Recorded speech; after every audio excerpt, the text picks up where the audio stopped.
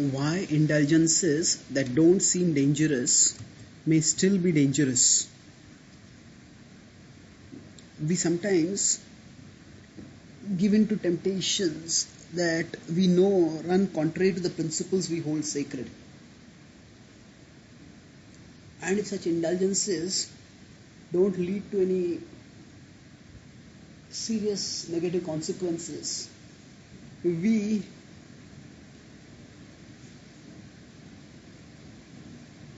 deem those temptations as not, those indulgences as not so dangerous, and indulge in them more frequently and nonchalantly.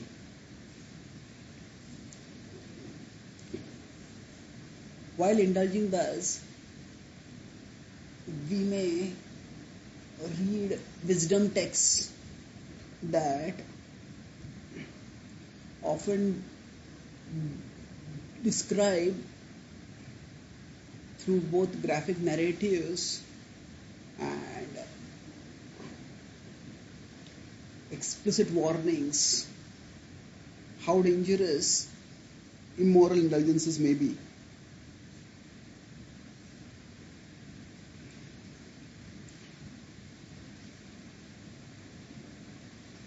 But when we don't undergo any similar consequences, we may start consciously or subconsciously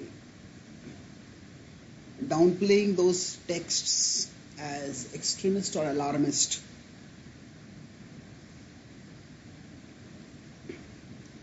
However, such downplaying is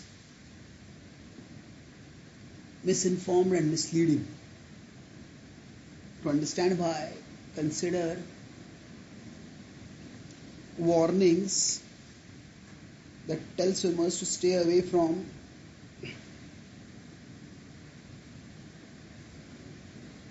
danger zones in the ocean. Some swimmers may venture into those zones and not face any danger. But each such venture into danger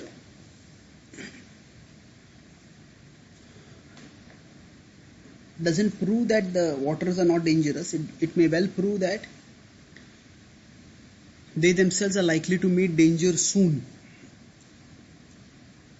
Why? Because by the law of probability, each day of calm waters in a danger zone increases the likelihood that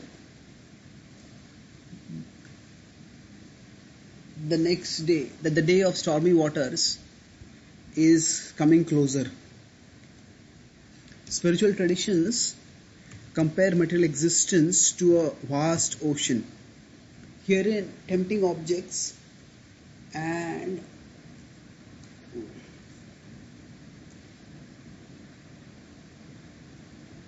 the captivating aura that surrounds them are like danger zones. We may go into those zones and get out without suffering any visible consequences.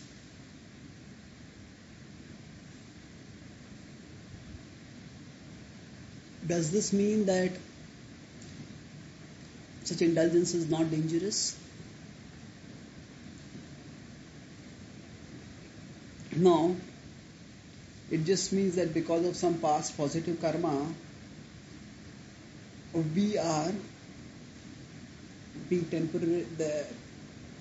temporarily protected from the consequences of our actions. But the consequences are only being deferred, not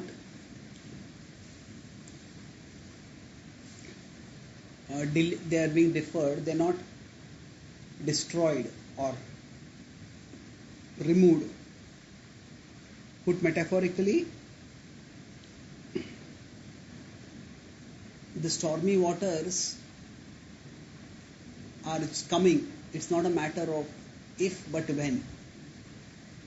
And when that happens, temptations may sweep us away to an extent that we may end up doing such grievous wrongs that we might normally consider impossible or even unconscionable.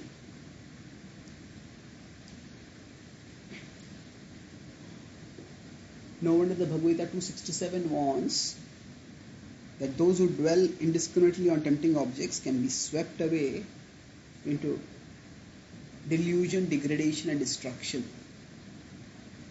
To summarize,